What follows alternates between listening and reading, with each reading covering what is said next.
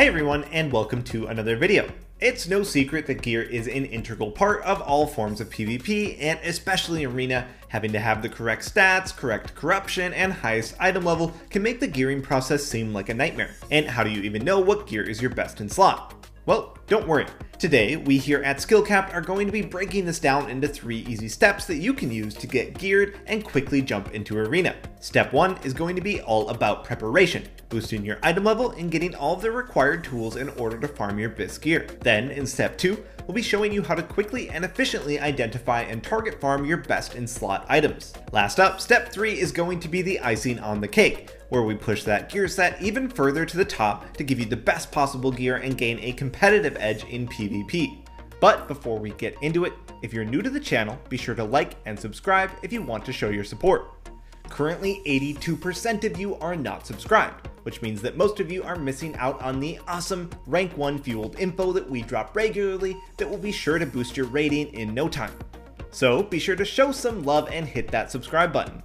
And if you're interested in more content like this, along with gaining early access to all of our YouTube videos, exclusive matchup guides, access to our forums, and the opportunity to get your gameplay reviewed, be sure to head on over to skillcapped.com/wow and sign up today.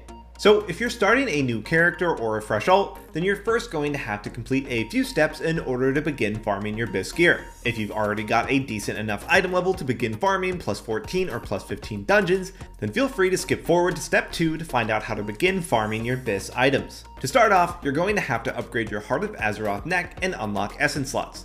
This can be done by following Magni's questline taking you into Neltharion's lair, bumping up your neck level to 50 and giving you your first essence. After this, you should unlock world quests. This can quickly be done by heading to your faction's dock in your main city and picking up either Uniting Zandalar for the Horde or Uniting Kul Tiras for the Alliance. After a short quest, you'll have them unlocked. Now it's going to be your goal to get a decent starting item level, which can be done in a couple of ways. New characters can purchase eye level 400 gear for cheap on the auction house, or complete Nazjatar and buy Benthic gear. Ults can also make use of Black Empire gear drops that they get from their mains, but any item level that you get early is going to help you reach step 2. With a decent eye level, now you can work on obtaining your legendary cloak. This can be started by the quest in Unwelcome Advisor for the Alliance or Return of the Black Prince for Horde, which you should receive automatically as soon as you meet the requirements, so check your quest log. This will then send you to meet Magni in the Chamber of Heart and do some quests in the Halls of Origination in Uldum. The scenario can be skipped if you've done this on a character before. After completing this chain, you'll get some nice 440 corrupted bracers and be rewarded with your legendary cloak, having 470 eye level, which is going to boost up your eye level by quite a bit. Alright, so now we've got a baseline and have everything we need in order to PvP unlocked. Your next step is going to be working toward your essences. Having the correct essences when it comes to Arena is just as important as gear. To find out the correct essences that you need for your class, we recommend checking out our free to view articles on the website. You'll also want to bookmark this for later, as we'll be using it again to form our best gear list. Remember though that some of these essence grinds can take longer than others as they are time gated, so start working towards them as soon as you can. Again, if you're an ult, you're able to purchase essences that your main has unlocked from Mother in the Chamber of Heart. Furthermore, you should be aiming to complete the minor and major assaults located in both Uldum and the Vale of Eternal Blossoms. The minor assault is bi-weekly, and the major assault resets once a week. So in total, you need to complete 3 assaults per week. This is important because it's your best source of coalescing visions. Completing the dailies in each zone and the daily vision will also give you a large influx of this currency. Visions this early are also a very good source of gear, with rares dropping Black Empire catch-up gear and completing assaults having a chance to drop 440 gear. With these coalescing visions, it's then going to be your goal to work on your legendary cloak, improving its item level as well as corruption resistance, while simultaneously also giving you guaranteed pieces of gear from completing your horrific visions. To do this, simply purchase a horrific vessel from Wrathion and pick up the quest, and then enter the vision. For the first few, you'll only have to kill the final boss. As you progress further with your cloak, you're going to have to clear more side zones. You can fast track this by getting help in masked runs by friends or buying boosts if you have the gold. Now, your final goal to achieve before you can move on to step 2 is further pushing your item level so that you can farm mythic plus 14s and higher. This can be done in so many different ways depending on your circumstances. If you have friends willing to run you through dungeons or raids to quickly gear you up, that's of course going to be your best bet. If you've got gold, then buying armor stack boosts for Mythic Plus dungeons or raids can again gear you up very quickly. Otherwise, it's going to be the process of working your way up the Mythic Plus ladder, starting with standard Mythic dungeons and progressing with higher keys as you gain more and more gear, while clearing Nyalotha on normal and LFR just for the added eye level. We're really not worried about anything other than item level at this point, so if it's a higher eye level, it's going to be an upgrade. Also, be sure to keep a lookout for world quests with item level upgrades, including world bosses, weekly assaults, and war fronts. While you can get gear from doing arena and PvP, the speed at which you can cap and the quality of gear isn't as good as Mythic dungeons, so we recommend sticking to PvE to gear up at this point. Now that you've reached an adequate item level to enter Mythic Plus 14 or higher at around 460 eye level, we can move on to step 2. But first, now that we are at a point where we can start to target gear, we're going to have to first figure out what gear you want to target, which can be done by finding out your best in slot stats. This can be made easy by once again using our free to view articles over at skillcap.com. Let's take Rogue for instance. The recommended stats for Rogue, according to our article, are versatility, haste, mastery, then finally crit.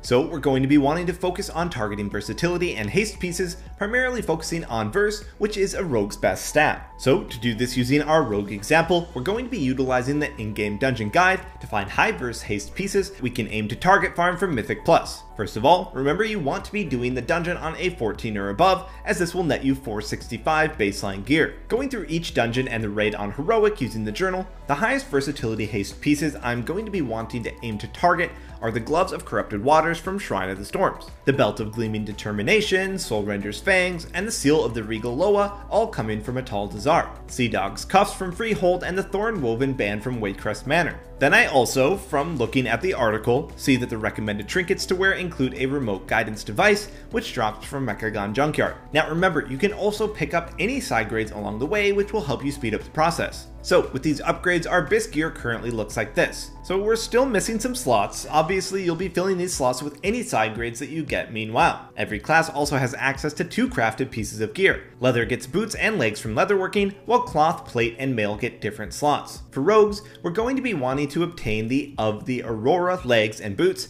having versatility and haste. These are 470 eye level and come with a socket baseline, so are the best in slot items that you can get without factoring in weekly RNG.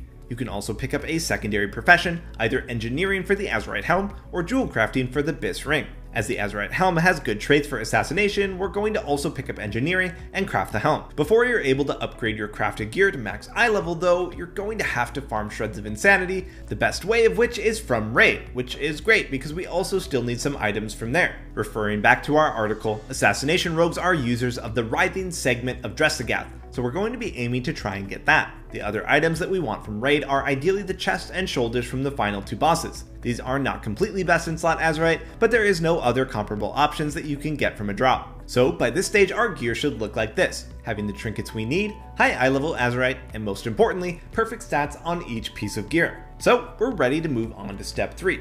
Alright, so now that we're at the point where we have the best gear that we can possibly target and achieve, now it comes down to building onto this baseline and getting upgrades where we can, along with doing some weekly chores to help further build on this gear. First of all, every week you'll want to aim to complete a plus 15, which doesn't have to be in time, but then with the reset, you'll be able to try your luck with the slot machine known as the weekly cache. In this will be a 475 item from a mythic dungeon. If this is a good piece, then you've got a 10 eye level upgrade. Looting this box will also give you Titan Residuum, which can then be saved and gambled for 475 Azurite. Be sure to go through the vendor and identify which pieces have your BIS traits, which can be found on our article from your class of choice. There is one goal that we're going to first want to achieve, and that's reaching at least 1800, which is rival in any bracket of PvP, as this will reward you with a 465 item at the end of the week, while 2100 will give you 470 and 2400 475.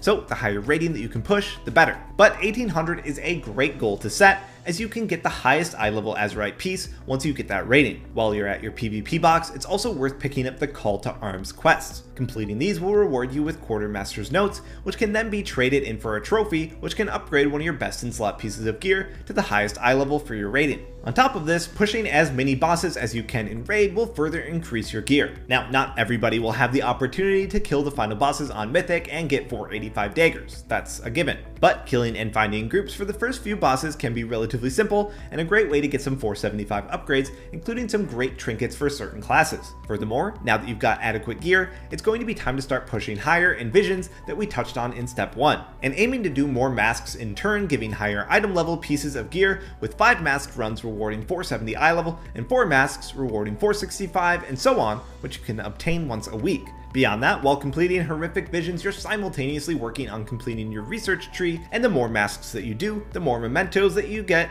and it speeds up the process quite a bit. And when complete, this will also allow you to spend your corrupted mementos to further improve your BIS set of gear by purchasing and adding sockets. Then, for the rest of your time, you'll want to aim to farm Echoes of Nyalotha. We recently released a video on this, but to cover it again, the best way to farm Echoes is from 2v2 Arena. So you actually get to play PvP for once and gear up simultaneously. You also gain Echoes from Mythic Plus, clearing the raid and doing emissary quests, so you should have a decent amount already. With these Echoes, you'll then want to spend them on your best in slot corruption, which again can be found in our articles, or our best corruption for each class guide, which I'll leave a link to in the description. This is without a doubt the hardest step in this guide.